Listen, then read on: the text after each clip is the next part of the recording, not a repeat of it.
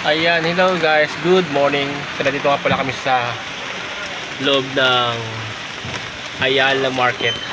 Ayun o. Bumili lang ako ng itlog.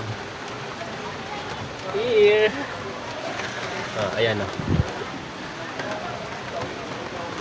Ito ang Ayala Market. So medyo mahal lang konti dito yung mga bilihin guys. So for the meantime, gumamit ka pala ako ng golf cart. Ito. Lakas ang ulan eh. Malapit lang naman to, hindi naman to kalayon doon sa bahay.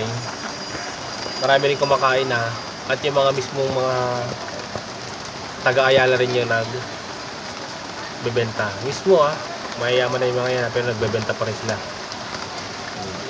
Kaya hindi porket nakakatira ka sa Ayala ay hindi ka na maghahanap buhay. So parang naglilibang sila dito sa pwesto nila. Ayun, nakikita nyo Ayan, hanggang dulo yan. Doon. So hindi na ako lumabas kasi hindi na ako naglakad. Ang lakas talaga ng ulan. Paras pa kami ng golf cart ko niya. Nagamit. White. Hinihintay ko lang si ate dahil bumili siya ng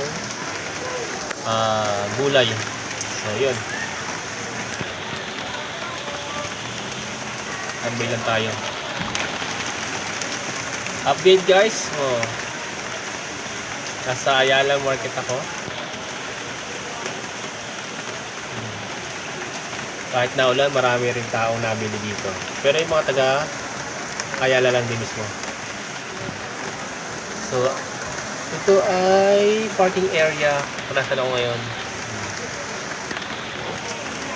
Ayan, babasa ako. Basa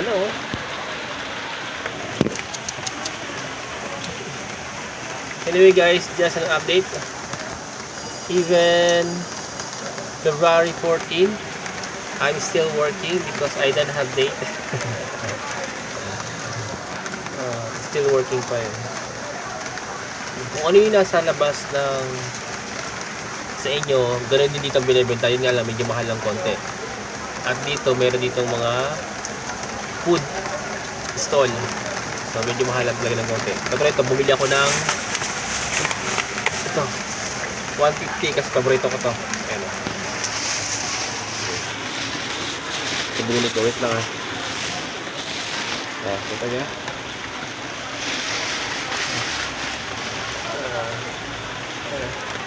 sarap yan. That's it.